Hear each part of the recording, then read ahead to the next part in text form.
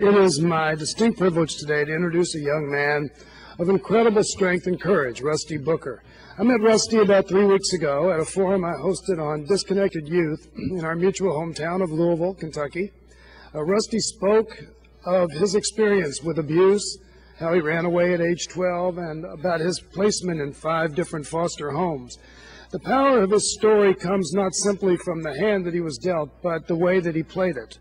So often when we think of disconnected youth, we think often correctly of helplessness and victimization. But this exceptional young man has long since left behind helplessness in the role of a victim.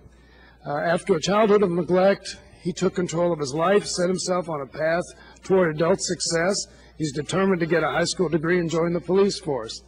Also, at the age of 17, he's dedicated himself to helping others who suffered like he did, reaching out to kids on the street. Rusty is the success story. I thank him for being here to share his story. He's demonstrated an awful lot of courage in his life, and today is one more chapter in displaying courage. I also want to thank Safe Place for ensuring that he could be here today. I just want to thank all of you for giving me an opportunity to share my story with you. I was born on Mom at 17. Living with my mom and stepfather was difficult. My stepfather came home every night drunk and would beat my mom. My brother and I didn't sleep well, not knowing if we would be next. At age 8, my parents finally divorced, and my mom started drinking. She never laid a hand on my brother and I. Drinking was our way of forgetting the past. I was sent with my stepfather and his wife at age 9. The abuse soon started afterwards. My brother soon came afterwards. I was placed in foster care, and then very quickly and unbelievably back with my stepfather. Months after I was placed back with my stepfather, I started sending letters to my previous foster family from an abandoned house's mailbox, so my step-parents wouldn't know. A month or so after the letters, I had built the courage to run. I contacted my previous foster family, and they told me to look for a safe place instead of going back home. I went to a library that had a safe place sign on the front. I was 12 at the time, and until that day, didn't know what safe place was, but was glad that there was a public place, like the library, where I could get help.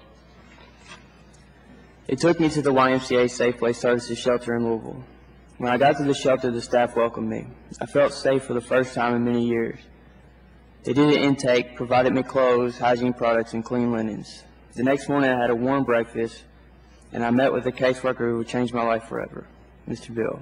When we talked, at first I had a hard time connecting with him and getting solutions, but it wasn't long before I was sharing my life story with him. The shelter determined that going home was not going to be possible, and I understood. Within 2 weeks, they arranged for me a place to be placed in a foster home with a loving family. But I still had problems, and over the next several years, I was placed in psychiatric hospitals, and along with that came therapy and meds. Then came another foster home, group homes, even jail. I started using drugs, and after witnessing my friend get shot in a deal gone bad, I thought to myself, nobody asked me what I wanted. I felt like I was to blame and powerless to change my life. I had no family, no home, and at this rate, no future.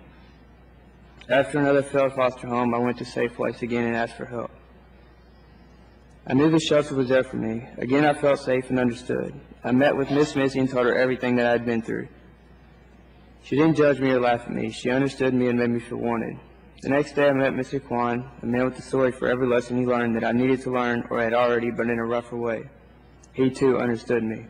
He has taught me very many ways of how to not let little things get blown way out of proportion. And then there's Mr. Bill. When I met with him again after several years, I gave him a hug. I felt so relieved to see someone I knew that really cared about me and loved me more than anyone I knew at the time. I'm not really going to put his business out on Front Street, but I will say that he has been through a huge amount of things that other kids and myself can relate to. Mr. Bill, Miss Missy, and Mr. Quine, and the other wonderful and amazing staff at Safe Place Services are keeping me drug and alcohol free. I can't remember the last time I felt this good about myself. To some, these people I mentioned may just be ordinary people, but to me and 600 other kids a year in Louisville, these people are heroes. Mr. Bill even gave up his vacation to bring me to D.C. so I could testify.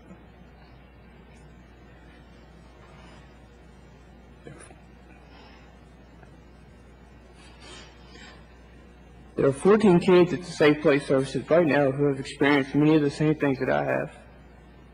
I would like to be able to convince kids that Safe Place is the first step to getting help and the shelter is a place where they can feel safe and begin to solve their problems.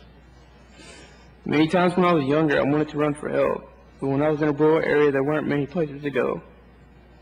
Louisville is a smaller city compared to here in D.C., or L.A., or even Atlanta. Kids all around the country, thousands of kids, feel like I did. No one understands them and they need a place to turn. I hope that they too will be able to find safe place sites, get to a shelter, feel safe, and have a bed, a warm meal, and someone to talk to instead of roaming the streets or bumming money. I'm asking for your help to make a difference for kids just like me, because every kid deserves a second chance. I plan to finish my GED and plan to go to college and get a degree in law enforcement. Thank you for letting me share the experience I have had. I know I'm headed in the right direction. I used to always ask myself, why me? Maybe this is why.